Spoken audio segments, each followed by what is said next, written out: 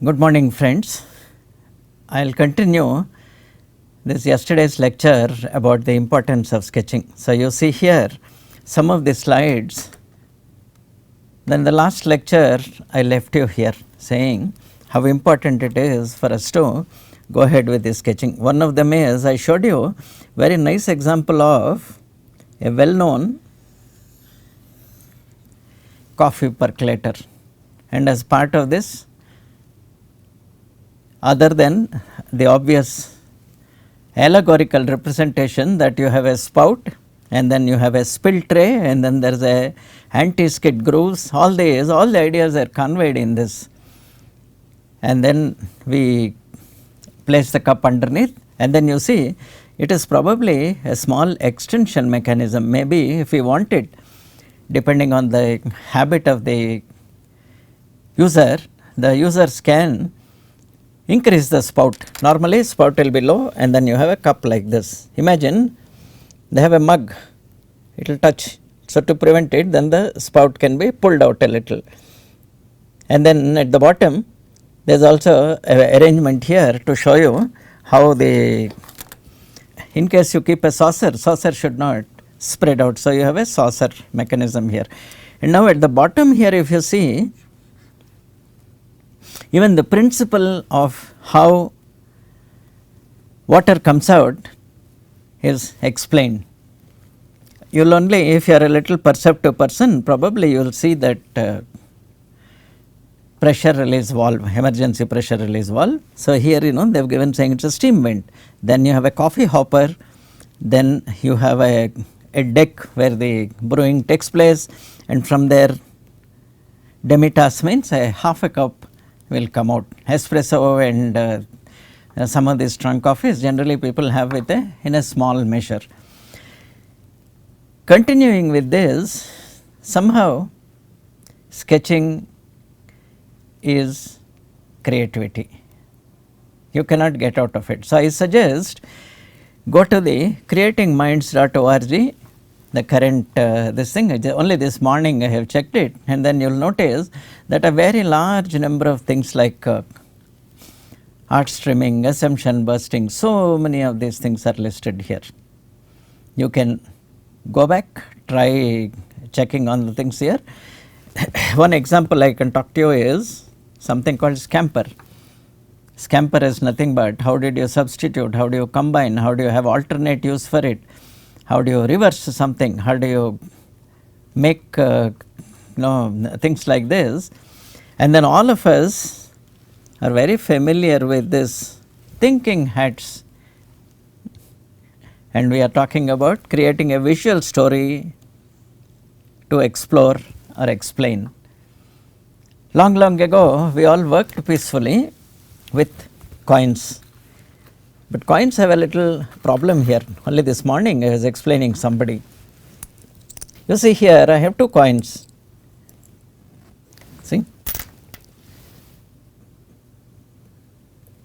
this one is a India 1 rupee coin and this one is a India 5 rupee coin. They are almost about the same size, except that it is about half the thickness. So, when I put these things together, even the thickness is about the same. So, our known way of, in the case of a coin changing machine or in the case of any coin operated machines, any known way of identifying these currency coins is still an issue. After working on it for maybe 50 or 100 years, now people have come to RFID tokens. It is nothing but a plastic token. Inside the plastic token, there is the RFID, various things are allowed.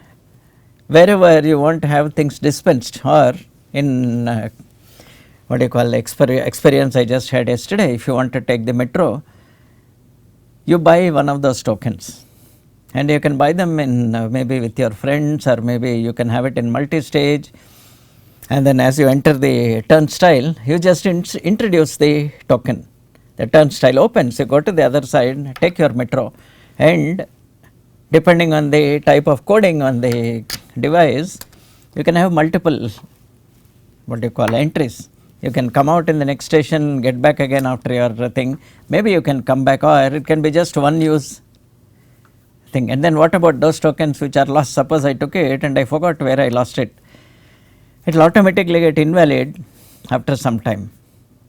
So, there is no issue, probably it does not cost much, and the total amount of the value of producing it and the value which is used for the travelling is already recovered for it. So, a lost token is not a big deal, but the convenience from the user point of view is very good. So, we need not go around fumbling in our thing on what we call a small change. This is where probably it has come down from storyboarding, saying people have made a thing saying, how does a commuter enter the station, what does it do in a day, how does he get home back again, does it go somewhere else, does it behave differently on other days, and so on. So, 6 thinking hats, people will know, saying it is related to De Bono, Edward De Bono, he made all these things, and then after that we have so many of these things. And I already showed you this slide yesterday, saying there are visual cues. We play around with all the visual cues to make things give you a confidence or a, how to say, I think idea into saying I am now a king. So, whatever a king does, king is a jet setter. So, this is where I told you, for the jet set generation, we have this Virtue phone, which if you see here, while that back is a leatherette or leather case, the same stream is there on what I expect a private jet of the jet setter. He has a private jet, so everything is keyed via a visual cue. Then I talked to you about this BMW, then I talked to you about the mini people, and then I stopped here yesterday. Now, I will see if I can continue from here. Somebody has made it, this is the concept, this is exactly what I showed you there, this is the concept, you have seen it. So, we have a shade, this shade has a special feature, it ensures that first of all light is concentrated, and I have a small lamp inside. So, I will just remove the lamp, and then in this case there is a way of making either a screw type bulb or I have an adapter in which I can use the bayonet mounts, and then you see here there are reflective strips stuck here. This is an afterthought, this is not original, but in the next round probably they will rectify the problems you see here, and then this whole thing is now run with LED bulb. So, there is no issue of anything getting hot or anything. And then we have a heavy base. In fact, if you see the whole thing, the CG is more towards the base. You have seen that if I put it here, no, you can see the CG. The CG is lowered as much as it is, saying the normal course, it does not tip over. If I push it here, it does not tip over. And then you have a very convenient switch. This has all that. No, generally, one towards you is power on, and then one towards us is power off. And having done all this, and these various features, they have found out that this probably this stem which has been used, we have a little issue about it, is if you have to make something like this, it does not appear proportionate, and added to that there is a risk of getting electrocuted because it is a metallic stem. So, it is covered with a relatively inexpensive conduit pipe. This is a flexible conduit pipe which has been taken from the what you call our house wiring people, and then the whole thing is now several things are there. First of all, there is an element of stability in it. Secondly, it looks like a study lamp. A study lamp should look like a study lamp, it should not look like something else, it should not look like a spotlight. Where I take a selfie, I put it here like this, and then I take my mobile and say, selfie, here I am like this. This does not look like a selfie lamp. Now later on, things have improved, people have come out with other things. After having explained that, you will see that suddenly, while this is also intended as a table lamp, it does not look quite so great about it, except that this has been made in a particular example saying let every child have a light, just like you have one computer per child, one laptop per child. A company took over this, and then they made this saying everybody desires to be enlightened. So, you see here it has an LED light, and then while compared to the other thing it does not give enough thing, it is enough of a light in a place where there is no light at all. A child can put his book underneath and then peacefully read it, and then it has various elements which make it look a little good. And one of the most important thing is it has a rechargeable battery inside, not very heavy, because it is expected that you close it and then after that you now store it safely, and then in case you want you can use it even anywhere else where you need a light.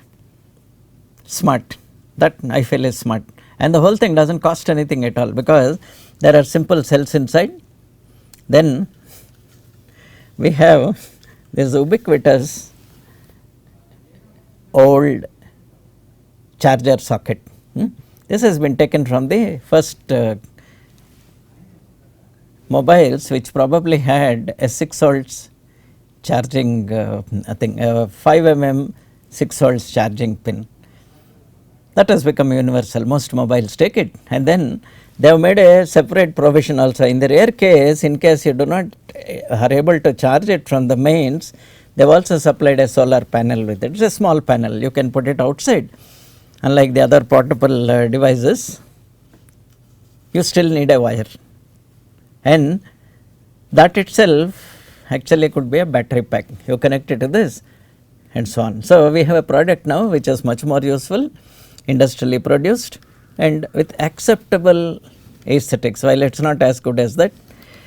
Now, over the years things have improved dramatically. Now, we have batteries, rechargeable. You will probably appreciate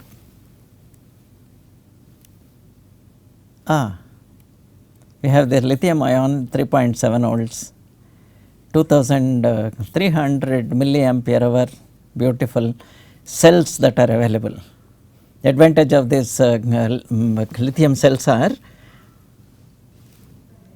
total energy density is high, and then even electronics is standardized. You close it again once again, and this even has a LED lamp, but you can't study by this lamp. Notice, you can't study by this, it is too much. You can't keep it like this, and not at all. So, in the same cells in this form the base of this here, and there is a provision, if you want, there is a catch here. If you press the catch and remove it, you can put ordinary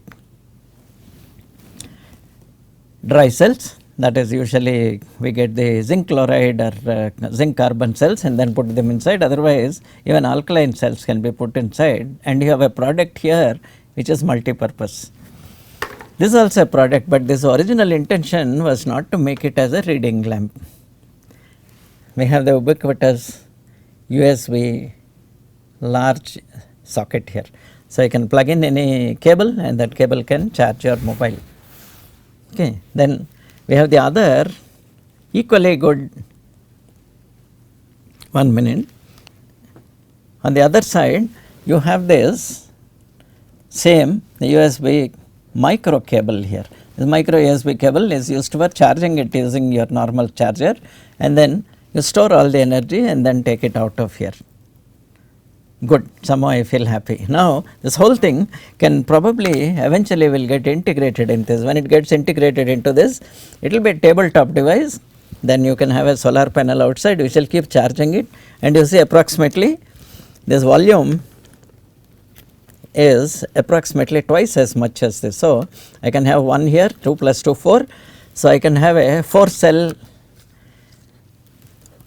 2.5 into 4, 10,000 milliampere hour 5 volts outside, but there is a small catch in it, that 10,000 milliampere hour is at 3.7 volts, not at 5 volts. So, typically around 50% of the energy whatever they write now you can get it out of it. So, this is a beautiful product for the current times. But then going back to the slide here, you see here the starting point all of this now has been sketching. So, I will concentrate a little more on this, saying how does one make things that are useful. So, we have a very advanced thing saying LEDs flash when all the pieces are put in the correct place. Somebody is adding electronics to it. These educational toys to children about numbers helps to improve their hand-eye coordination. Not all of us played with constructor or Lego or the very highbrow things. We have been wired to take available things and then make things. You see here, this is self-explanatory. So, now after the advent of various types of GIF animation and all that, very easy to produce these things. And one thing you would have noticed is this is not produced by any computer program. That is the beauty of it. If you see the earliest cartoon pictures, they were all frame by frame animation. Somebody made a frame, a background was there, the characters were there, characters had some parts of it, and there probably this particular thing has 4 layers of overlay transparent sheets. So, the tail has been, this part of it has been drawn by this part of it here has been drawn on one layer,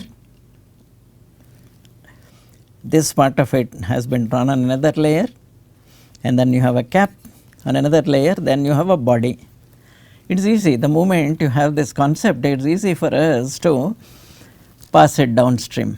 And where it helps is that you can now, having all this, it is possible for us to even find out, is there a simpler way of making all these parts. So, if you have a cylindrical object like that, you see there it is a perfect cylinder. It is possible for us to have a long tube and then maybe part the tube or extrude the tube. Making a tubular structure without a taper is relatively easy even in various type of production things. Similarly, at the end you have a clip. In this case there is a small clip there. How is the clip to be attached? Can we have this thing? The whole manufacturing process will become easy, self-explanatory. Now, I will take you to a set of relatively complicated slides where engineering drawing helps. You would have seen this, what are called exploded views. Exploded view is nothing but something, a view which has been increased, made a little bigger, and then this is a very peculiar thing. This part of it is very, very clear. Bottom part what is shown is clear. You see here there is a plate which is an adapter plate. It is not part of this block. This adapter plate ensures that you can do various things. You can do an attachment here. This is the same object after it is fully assembled object. But here the moment you look at it, you can make out that in the center we have the core object. The core object is shown here. You have a pressure regulator, then you have a block which is having a what you call a three-way thing, like you have one input, then you have an output, probably you have a bleeder, and then you have a controller. This is how it looks from the other side, and this is how it looks here. The one important thing here is this is not a pictorial view, this is an isometric view. So, foreshortening has not been applied. So, the proportions are slightly different than what it should naturally be, but the idea is clear. The moment you look at it, you know what goes where. You know that number 1 item is the core item, and then on this all other items go and sit on it, and then if you want to attach item number 10 on this, you have to use this 11 fasteners and they go together, and then you see here this comes with this 5, 6 and 7 adapter nipples, and then on that there is an elbow nipple here where you can take it wherever you like. While that one was a relatively geometric object, now you see here tough. I do not know what it is probably a towing winch or how things happen, and then you see here you have a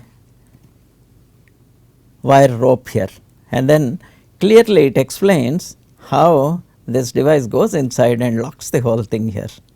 Seen that, no, small detail. This is how it will sit on a rope, or it is supposed to change a direction. Why this is shown here? It will ensure that in case you have a pulley here, the maximum sizes and all, you see here, this has a circular profile down here. The circular profile sits neatly in this. You have seen this, the circular cross section sits neatly on this pulley, so that there is no blockade or anything, and then it will pass over a thing. And then similarly, we are all familiar with various devices around the house. One of them is, what is a motor? And then there are certain words like saying what is a stator and a rotor. So if you see here, conventionally sectioned isometric views of assemblies have been used for a lot of purposes. One of the purposes is, upfront if you make it and keep modifying it, your effort is not lost. You understand? No, it is not about a concept or anything, it is a very detailed drawing. Conceptually I would have written saying, there is a rotor here, there is a base here, then there is an insulating box here. From the insulating box terminations, the coils are taken, and then you have various coils which sit outside. These are all the coils, this whole thing, and then this one is a rotor, and then you have a bearing here, and then you have a fan here. It's self explanatory. The moment you put a fan and then you see the radial, the vents to that, you know that it has to go radially, then there is a cup like thing, and then the air is blown forwards. So it cools the whole fan. Everything is self explanatory. If you have this clarity at the time of design, eventually at the time of implementation, it is easy for us. And then the draftsman, or I will say the drafting engineer, he will know how to proceed with it. There is also a relative idea of the proportion of these things. If you look at the, you have seen here, there is a small step here, a stopper like thing. And then as we go deeper and deeper, this is one of the routine things you see about these days, a hammer drill. Most people would want to buy one.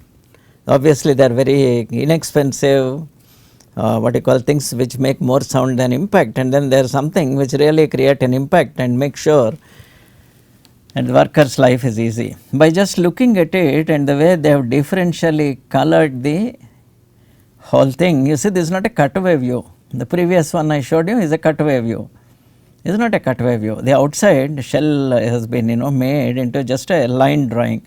Even the line weights have been carefully adjusted. You see here there is a knob here which shows that you can adjust the speed.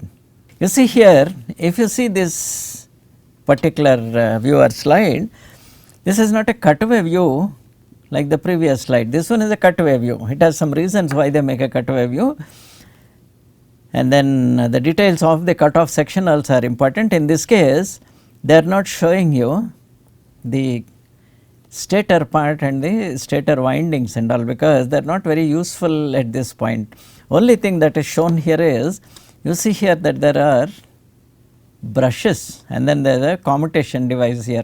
This is a commutator. The moment you look at it, you know that it is what is called a universal or series parallel type of a winding. And then after that, these are all the actually the rotor slots, and then you have here something which is part of the cooler. And then as you come here, can you see here the blue part here, and then you see one more blue part here, one more blue part here. Whole thing is coupled with each other. One part of it is coupled to this highlighted or enlarged green portion of it. What that does is, that is the one that does the hammering action or impact drill. So what it does is, as it rotates, it keeps slipping, and then you get the necessary impact, and then you have a chuck which we are all familiar with, and this is where this has been born out of necessity. So you will see that when I hold a drill, if I am not careful, I may drill through and damage something at the back, or in case I am using what is called an anchor bolt, the depth is very critical. So, we have a stopper there by which there are even graduations on this stopper. So, you can make it flush and after that you make it move inside, which will make sure that this device can only drill so much. And then even you see this beautiful way this thumb screw has been kept, this clamp. It is obvious that in one direction it is convenient to rotate, another direction it is much more convenient when it hits the other type of it. We have the thumb and we have the forefinger. If you see the direction in which it rotates, you can see clearly that this is a very critical way this has been designed. And then this is a support, easy for us to rotate the support, put in any direction, either you hold it like this or you hold it like this and drill it, thing works.